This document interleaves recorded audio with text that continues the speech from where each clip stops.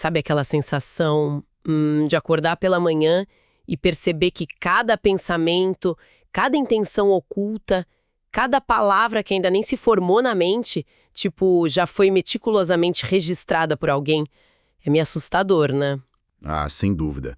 A ideia de não ter um único milímetro de privacidade absoluta costuma causar um frio na espinha em qualquer um. Pois é. Bem-vindos a mais um mergulho profundo.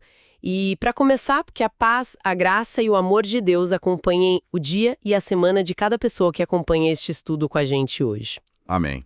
É uma alegria imensa ter a companhia de quem nos ouve. E sabe, geralmente quando a gente pensa num texto muito antigo, tem aquela expectativa de encontrar algo distante, né? Sim, algo talvez um pouco desconectado da nossa realidade hipermoderna, das nossas crises de ansiedade diárias. Exato. A gente costuma olhar para a antiguidade com uma certa lente de distanciamento histórico. Como se as angústias e os medos de milênios atrás não fossem os mesmos que a gente enfrenta hoje na era da informação. Mas aí a gente abre o Salmo 139 e, de repente, é como se o espelho estivesse bem na nossa frente, refletindo medos incrivelmente atuais. A missão neste nosso mergulho de hoje é fazer uma jornada por esse texto espetacular, guiados pelas notas da Bíblia de Estudo Nova Almeida Atualizada e também pelos comentários exegéticos fantásticos do Alan P. Ross. É um material riquíssimo. Nós vamos explorar como essa poesia hebraica magistral divide a compreensão de Deus em 4 blocos fascinantes, que são a onisciência, a onipresença, a onipotência e a lealdade. E o que mais me impressiona logo de cara, assim, lendo o texto, é a virada emocional. Nossa, com certeza. O mais incrível dessa estrutura não é só a teologia pura, sabe? Mas a jornada psicológica do autor ali, o rei Davi.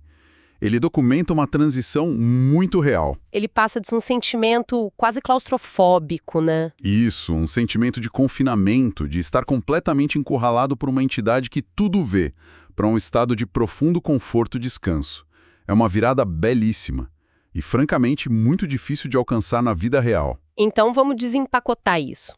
Começando por essa primeira sensação de peso do conhecimento absoluto e a nossa ilusão de controle. O texto já abre com uma afirmação que soa quase como uma sentença. Senhor, tu me sondas e me conheces. É o reconhecimento imediato de um exame íntimo. Não é um conhecimento superficial. Não é tipo alguém que cruza com a gente na rua e nota a cor da nossa camisa. Sim, vai muito mais fundo. O comentário de Ross aponta algo vital aqui. A palavra-chave é o verbo conhecer. Na mentalidade hebraica, conhecer não é só ter informação sobre um fato. Deus conhece de forma relacional, penetrante, exaustiva. E para ilustrar isso, o texto usa uma figura de linguagem literária chamada merismo. Ah, eu adoro quando a gente encontra essas ferramentas. O merismo é quando se pega 2 extremos opostos para abraçar tudo que existe no meio deles, certo? Tipo dizer, procurei de cima a baixo? Perfeito. E o que é fascinante aqui é a aplicação disso. O salmista diz, sabes quando me sento e quando me levanto. À primeira vista, parece que ele está falando de ergonomia, né? De fazer exercício físico, talvez. Mas sentar e levantar são os polos opostos da atividade humana, o descanso e a ação. Significa que Deus conhece todas as rotinas, desde a hora que a pessoa acorda até a hora de dormir. Nossa, é a totalidade da existência diária. Quer dizer que nenhuma pausa para o café passa despercebida. Nenhuma. E outro merecismo aparece logo depois. Observas o meu andar e o meu deitar. As atividades do dia, quando saímos para o trabalho, e o repouso da noite, quando as nossas defesas caem. Tudo é familiar para ele. E o texto ainda diz que vai além das ações físicas, chegando nas motivações invisíveis. Ele entende os pensamentos de longe. Isso. É muito interessante pensar nisso com a cabeça de hoje, sabe? Porque as pessoas ficam super assustadas com tecnologia. Os algoritmos. Exato, alguém pesquisa um produto ou só comenta perto do celular e de repente aparece um anúncio. A sensação é de invasão de privacidade, o coração até acelera.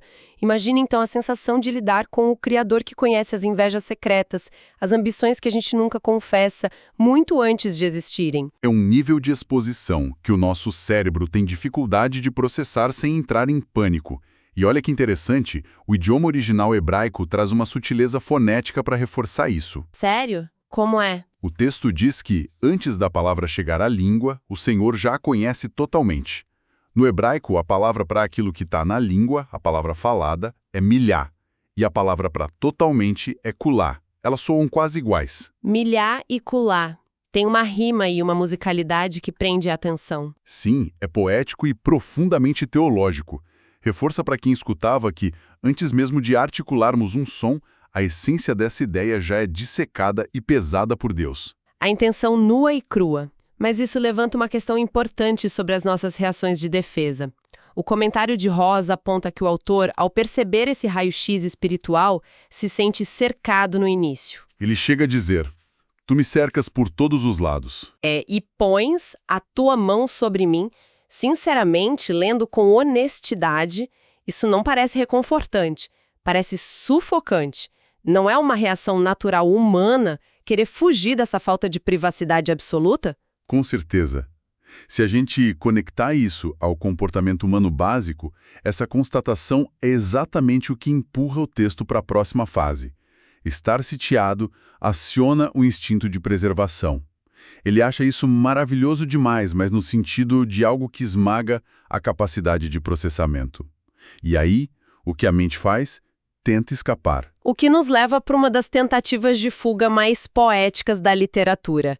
Ele lança aquelas perguntas retóricas cheias de desespero existencial: para onde me ausentarei do teu espírito? Para onde fugirei da tua face? E aí a mente dele começa a desenhar rotas de fuga, testando os limites da realidade.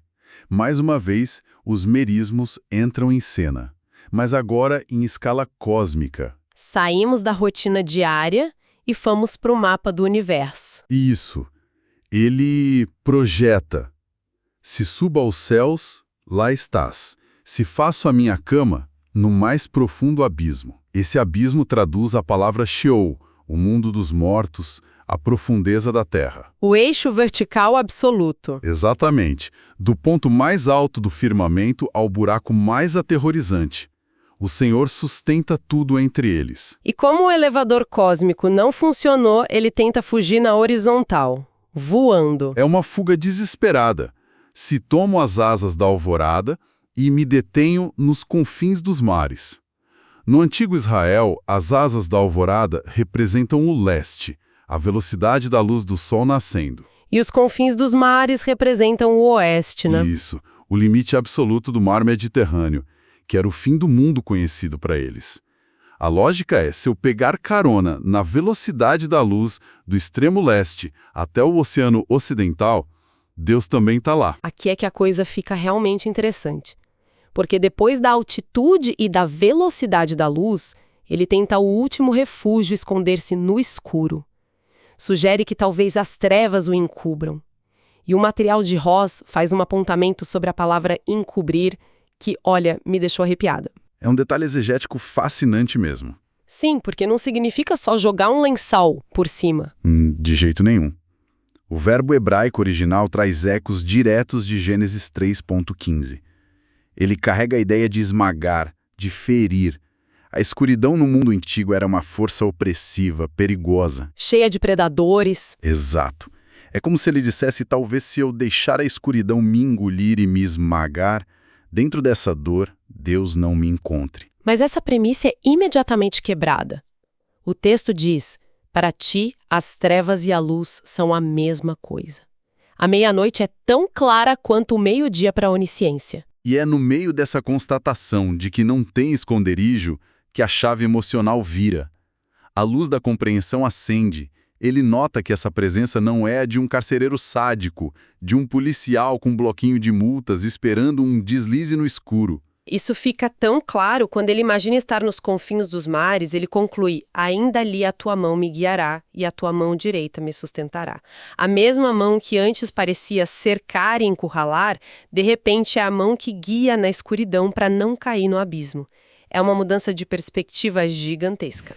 Ele entende o porquê. Se o Senhor está no abismo e na escuridão densa, não é porque ele invadiu esses lugares, é porque ele é o grande arquiteto de tudo. Deus é a própria infraestrutura da existência. E isso empurra a gente para a próxima estrofe, porque se o Criador desenhou o cosmos, ele também desenhou o micro-universo mais oculto daquela época, o ventre materno. Uma transição super orgânica do espaço sideral para o interior da vida humana. Entramos na engenharia divina. O texto diz, pois tu formaste o meu interior. Tu me teceste no ventre de minha mãe. A imagem de tecer é de uma delicadeza absurda. Lembra alguém debruçado sobre uma tapeçaria de alto valor, cruzando os fios com toda a paciência. E com o conhecimento da época, o impacto é maior. Hoje a gente tem ultrassom 3D, mapeamento genético, mas para a mente antiga, o útero era um mistério absoluto. O texto até compara com as profundezas da Terra. Sim, um ambiente totalmente selado. E mesmo nessa caverna escura, os olhos de Deus já viam a substância ainda informe, que é o termo hebraico para embrião. É tipo um mestre relojoeiro do século XVIII. Se você der a ele o relógio que ele mesmo construiu, ele não precisa desmontar ou colocar uma lanterna lá dentro para saber como a engrenagem roda no escuro. Boa analogia. Ele sabe porque foi ele quem forjou o metal, quem posicionou cada peça com as próprias mãos. A vida humana não é um acidente biológico para Deus, é intencional. E o salmista rompe em louvor por causa dessa intenção. Ele diz, de modo assombrosamente maravilhoso me formaste. O comentário do Ross destaca que a raiz hebraica aqui favorece a ideia de algo separado, distinto. Separado no sentido de ser único. Isso. Não é uma linha de montagem industrial. É um trabalho artesanal, onde o artista investe atenção total naquilo que está tecendo. Nossa, isso muda tudo. E essa atenção vai além da biologia. Se estende pela linha do tempo. O texto afirma que no livro divino foram escritos todos os dias, quando nenhum deles existia. Ele traçou a rota da jornada. Cuidado excede a biologia e abraça o tempo. E aí a mente do autor parece entrar em curto-circuito com a grandeza disso. Ele confessa que os pensamentos de Deus são mais numerosos que os grãos de areia. A matemática humana simplesmente quebra diante disso, né? Supera a areia de todas as praias somadas. Espera um pouco, vamos desempacotar isso com calma, porque a gente tem um choque enorme prestes a acontecer no texto. Passamos o estudo inteiro falando de um criador amoroso que tece bebês como tapeçaria, de puro acolhimento, e do nada o texto dá uma guinada agressiva. Aquele momento de tensão. Ele clama por justiça violenta, fala em acabar com os perversos, afastar o homem sanguinários, fala de ódio. Como a gente reconcilia isso? Não só é contraditório com tudo que a gente acabou de ler? É uma excelente objeção. A maioria dos leitores modernos tem exatamente essa reação. A transição parece chocante para nossa sensibilidade atual, que tenta sempre isolar amor de justiça. Parece um descontrole emocional do Davi, sabe? Mas não é. Faz todo sentido quando entendemos a estrutura do Antigo Oriente e o conceito bíblico de lealdade. Acompanhe a lógica se você acabou de ter uma revelação esmagadora sobre a majestade de Deus, que teceu a vida e o universo. Qual deve ser a sua reação ao ver pessoas deliberadamente destruindo essa criação? Pessoas usando o nome desse arquiteto para cometer atrocidades e derramar sangue inocente. A reação esperada de quem ama o Criador é uma indignação visceral contra quem destrói a obra dele. Ah, entendi. É tipo, quanto mais a gente ama o artista, mais a gente fica revoltado ao ver alguém vandalizando a obra-prima que ele acabou de pintar. Perfeitamente ilustrado. O comentário exegético explica que o termo odiar nas alianças do Oriente Próximo nem sempre tem a carga de rancor descontrolado que a gente pensa hoje. É uma linguagem técnica de rejeição total e desassociação. Uma prova de lealdade. Exato. Ele está dizendo, eu recuso aliança com a maldade. Rejeito os valores de quem se opõe ao Deus que me teceu. Ele traça uma linha na areia. Eu pertenço ao arquiteto, não aos destruidores. Agora faz um sentido formidável. Ele passou pelo susto, pelo conforto, e agora ele precisa se posicionar na vida real. Mas ele não para por aí, só apontando o dedo para fora. Ele encerra virando o microscópio para dentro de si mesmo. É uma oração super difícil. Uma das mais difíceis, eu diria. Ele pede, sonda-me, ó Deus, e conhece o meu coração. Prova-me e vê se há em mim algum caminho mau, e guia-me pelo caminho eterno. O verbo do começo volta. Antes era uma constatação que dava medo, agora é um convite. É o clímax da maturidade espiritual dele. E note o verbo prova-me. Na língua original, é a terminologia do ourives refinando o metal no fogo para tirar as impurezas. Ele não se acha infalível. Ele quer que a luz jogue foco nos cantos escuros dele. Isso. Ele pede que Deus procure por pensamentos ansiosos ou algum caminho mau que na raiz hebraica significa literalmente caminho de dor. Qualquer atitude ou vício que cause dano a si mesmo ou aos outros. Tudo para ser redirecionado para o que ele chama de caminho eterno. Que não é só eternidade no pós-vida. É uma vida preservada ativamente hoje sob a bússola divina em oposição à dor dos perversos que ele repudiou. É o mapa da vida real. Então, amarrando essas pontas todas, qual é o impacto disso para quem nos acompanha agora? Porque destrinchar raízes hebraicas é ótimo para o intelecto, mas como isso aterrissa na rotina de amanhã de manhã? O impacto é uma mudança sísmica de perspectiva. Essa jornada ensina que o conhecimento absoluto de Deus sobre nós não deve ser gatilho para a ansiedade, mas sim o alicerce da nossa paz. É um mundo onde muita gente se sente julgada ou incompreendida, né? Exatamente. Saber que o arquiteto entende a nossa dor antes de falarmos e conhece as engrenagens da nossa mente oferece um conforto inabalável. Se foi ele quem desenhou a nossa vida, ele é o mais qualificado para nos guiar pela escuridão. Não precisamos mais gastar energia tentando nos esconder. Nossa, é como tirar toneladas dos ombros. Termina na maior liberdade de todas, que é não usar máscaras diante do Criador. Isso me traz uma reflexão final para quem está nos ouvindo. Pensemos na nossa rotina matinal. Tem dias que a gente acorda, olha no espelho e foca só nas inadequações, nos defeitos, repetindo uma narrativa de fracasso. Acontece com frequência. Pois é, mas se a inteligência suprema do universo investe mais pensamentos em você do que os grãos de areia do planeta, como isso muda a história que a gente conta diante do espelho? Se o dono da luz e das trevas examina cada detalhe, não encontra surpresa e escolhe permanecer, guiar e sustentar, acho que chegou o momento de recalibrarmos o valor que damos à nossa própria existência. É uma reflexão que transforma como a gente pisa no chão todo dia. Troca as lentes de quem nós somos. Sem a menor dúvida. Olha, foi um privilégio enorme ter essa conversa e explorar esses tesouros hoje. O privilégio foi meu. Analisar a riqueza desses textos revigora a mente e o espírito. E para todos que estão conosco, um aviso muito importante: o nosso mergulho não termina aqui, nesse exato segundo. Logo em seguida, este áudio vai continuar com um belíssimo louvor, cuja letra e melodia são baseadas exatamente nas verdades e nas promessas do Salmo 139 que acabamos de explorar. É um momento muito especial. Convido cada um a permanecer ativamente conectado, feche os olhos, se a sua situação agora permitir, e continue em comunhão e devoção a Deus após o encerramento das nossas vozes. Permita que a música aprofunde ainda mais essa meditação e consolide o conforto que o texto sagrado nos proporcionou. Que a presença daquele que tece a vida no silêncio abençoe rica e abundantemente os seus passos. Nos encontramos no nosso próximo estudo. Fiquem na paz.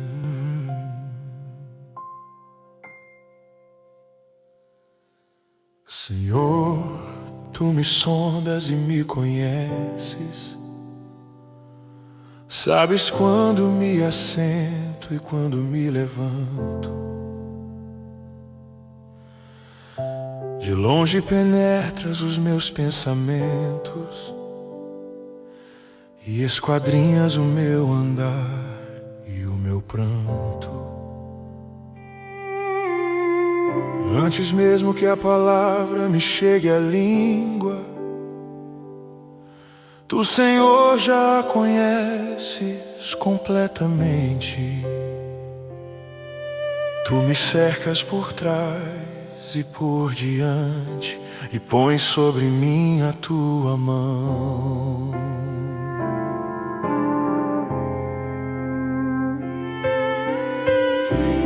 Tal conhecimento é maravilhoso demais, está além da minha compreensão.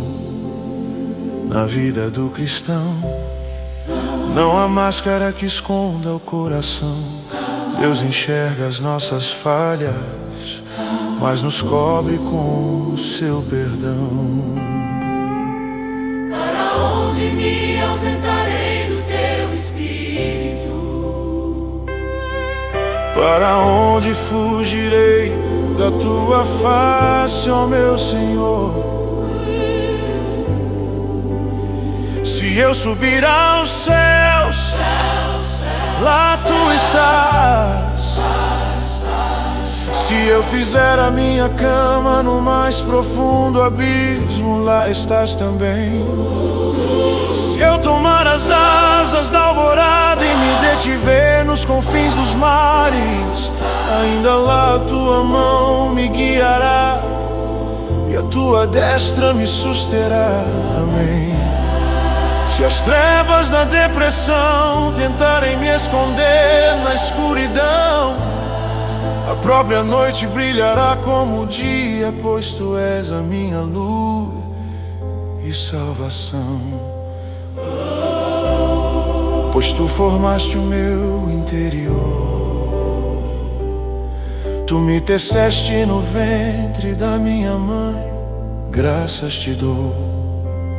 Visto que de modo assombrosamente maravilhoso me formaste, as tuas obras são admiráveis e a minha alma sabe muito bem que me amaste. Os meus ossos não te foram encobertos quando no oculto fui formado. Os teus olhos viram o meu corpo, ainda informe no teu livro fui sonhado. O cristão não é um erro, não é um acidente no meio do mundo. Deus escreveu os nossos dias com um propósito profundo. Que preciosos para mim, ó Deus, são os teus pensamentos. Se eu os contasse, excederiam os grãos de areia em todos os momentos. Sonda-me, ó Deus, E conhece o meu coração. sonda-me, Senhor, E conhece a minha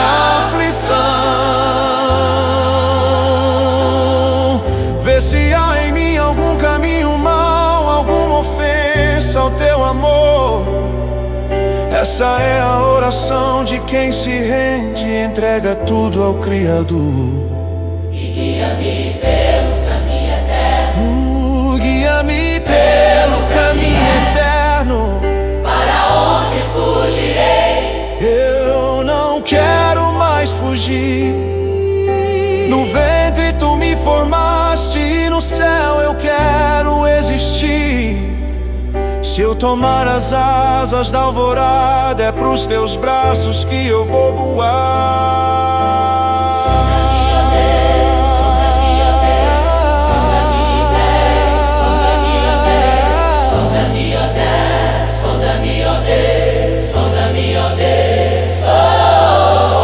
Sonda-me, ó Deus, tu me sondas e conheces as asas da alvorada.